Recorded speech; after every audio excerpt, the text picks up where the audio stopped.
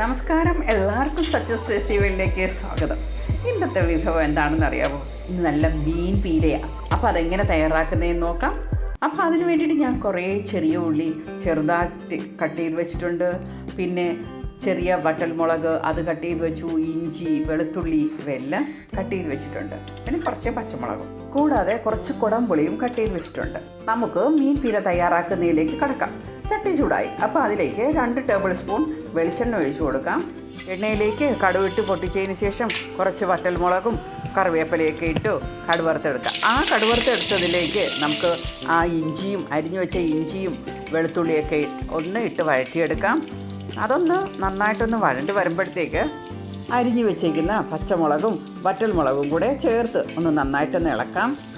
ഇനി ഇതിലേക്ക് ചെറിയ ഉള്ളി കട്ട് ചെയ്തതും കുടംപുളി അരിഞ്ഞു വെച്ചതും കൂടെ ചേർത്ത് നമുക്ക് നന്നായി ഇളക്കാം.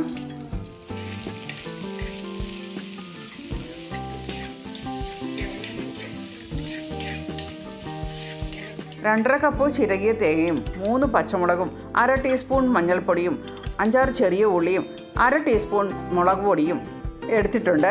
ഇതിൽ കുറച്ച് തേങ്ങയും ഈ മുളകും ഉള്ളിയും കൂടെ ചേർത്ത് അരച്ചെടുത്തിട്ടുണ്ട്. ബാക്കി ഉള്ള തേങ്ങയിൽ കൂടെ ഇതും കൂടെ മിക്സ് ചെയ്ത് വലുതായിട്ട് അരയേണ്ട, ചെറുതായിട്ട് തരിതരിയായിട്ട് തന്നെയാണ് അരയേണ്ട. ഒത്തിരി അരയേണ്ട, ഒന്ന് ക്രഷ് ചെയ്തെടുത്താൽ മതി ആ മുളകൊക്കെ അരയുന്ന തരത്തിൽ. എന്നിട്ട് ഇവയെല്ലാം കൂടെ മിക്സ് ചെയ്ത് വെക്കണം. ഉള്ളിയെല്ലാം ഒരു 15 മിനിറ്റായി വളരെ ലോ ഫ്ലെയിമിലാണ് അത് വെന്ത് വന്നിട്ടുള്ളത്. ഇതിലേക്ക് നമുക്ക് ആള മീനാണ് 3/4 കിലോ 750 ഗ്രാം മീൻ എടുത്തിട്ടുണ്ട്. അത് നമുക്ക് ഇതിലേക്ക് ചേർത്ത് കൊടുക്കാം. ചേർത്ത് ഒന്ന് ഇളക്കി വെക്കാം.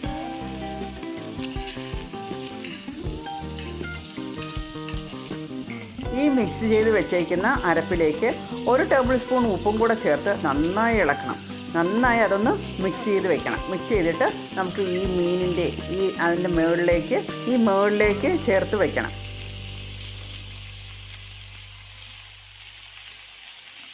അരപ്പിരുന്ന പാത്രം കഴുകി ഒരു 1/4 ഗ്ലാസ് വെള്ളം അതിലേക്ക് ഒഴിച്ചു കൊടുക്കാം. ചട്ടിയിലായതുകൊണ്ടാണ്, വേറെ ഏതിലാണെങ്കിലും വേണ്ട. പിന്നെ അതിൻ്റെ മുകളിലേക്ക് അലങ്കരിക്കാൻ വേണ്ടിയിട്ട് കുറച്ച് കറിവേപ്പിലയൊക്കെ വെച്ച് നല്ല അടച്ച് വേവിക്കാം. വളരെ ലോ ഫ്ലെയിമിലായിരിക്കണം വേവിക്കേണ്ടത്. 5 മിനിറ്റ് കഴിഞ്ഞു. ലോ ഫ്ലെയിമിൽ തന്നെയാണ് വേവിച്ചത്. കാരണം നല്ല മണം വരുന്നുണ്ട്, നല്ല ആവി പറക്കുന്നുണ്ട്. നമുക്കിതൊന്നും പതുക്കെ ഇളക്കി നോക്കാം. കഷ്ണങ്ങളൊന്നും ഇളകി പോവാതെ വളരെ സോഫ്റ്റായിട്ടാണ് അത് ഇളക്കി കൊടുക്കേണ്ടത്. ഇളക്കി നമുക്ക് പതുക്കെ ഇങ്ങനെ യോജിപ്പിച്ച് കൊടുക്കണം. അപ്പം ആ അരപ്പ് ആ മീനിലേക്കും എല്ലാം നല്ല പറ്റിച്ച് ചേർന്നിട്ടുണ്ട്. അപ്പം നമുക്കിത് ഒന്നും കൂടെ ഇങ്ങനെ ഇളക്കി കൊടുത്തതിന് ശേഷം നമുക്ക് കുറച്ച് നേരം കൂടെ അടച്ച് ചട്ടിയിലായതുകൊണ്ട് ചിലപ്പം വല്ലാണ്ട് ഡ്രൈ ആയിപ്പോവും. അപ്പം നമുക്ക് കുറച്ച് വെള്ളം ഇങ്ങനെ തളിച്ച് കൊടുക്കാം. അപ്പം ഒത്തിരി വരണ്ട് വരില്ല, അല്പം ജ്യൂസി ആയിട്ട് നമുക്കത് കിട്ടും. അപ്പോൾ അതിന് വേണ്ടി ഒന്നിങ്ങനെ തളിച്ച് കൊടുത്താൽ മാത്രം മതി. ഇപ്പോഴും അത് ലോ ഫ്ലെയിമിൽ തന്നെയാണ് ഇരിക്കുന്നത്, അത് എപ്പോഴും ശ്രദ്ധിക്കാം. കുറച്ച് നേരം കൂടെ നമുക്ക് അടച്ച് വേവിക്കാം. പിന്നെ ഒരു 3 മിനിറ്റ് കഴിയുന്നേ ഞാൻ തുറന്ന് നോക്കി. അടിപൊളി നമ്മുടെ പീര റെഡിയായിട്ടുണ്ട്. നല്ല ആ ഒരു പുളിയുടെയും ഒക്കെ നല്ലൊരു മണം വരുന്നുണ്ട്. അപ്പോൾ നമുക്കിത് എങ്ങനെ എന്ന് നമുക്കൊന്ന് അതിൻ്റെ ടേസ്റ്റൊക്കെ നോക്കാം. കുറച്ചുകൂടെ കറിവേപ്പിലയൊക്കെ നമുക്കൊന്ന് വിതറിയിടാം. അതിൻ്റെ ഒരു ഭംഗി, അതിൻ്റെ ആ കറിവേപ്പിലയുടെ മണമൊക്കെ നോക്കാം. ഒന്ന് ഇളക്കി കൊടുക്കാം നമുക്ക്. എന്നിട്ട് അതിൻ്റെ ടേസ്റ്റ് ഒന്ന് നോക്കാം. ഇതിന് മുമ്പ് ഓഫ് ചെയ്ത് അടച്ചു വയ്ക്കാം.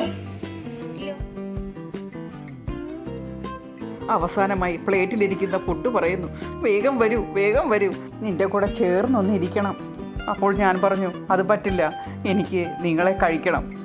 അങ്ങനെ ചേർന്നിരിക്കുന്ന അവർ രണ്ടുപേരെയും കൂടെ ഞാനൊന്ന് പിടിച്ച് കുഴച്ചെടുത്ത് എൻ്റെ വായിലേക്ക്, എൻ്റെ നാവിൻ തുമ്പിലെ രസമുകുളങ്ങളെല്ലാം ഉണർന്നു. പിന്നെ നല്ല പുളിയും ആവശ്യത്തിന് എരിവേ ഉള്ളൂ, നല്ല ടേസ്റ്റ്. അങ്ങനെ വീണ്ടും പുതിയൊരു വീഡിയോയുമായി വരുന്നത് വരെ ബൈ ബൈ.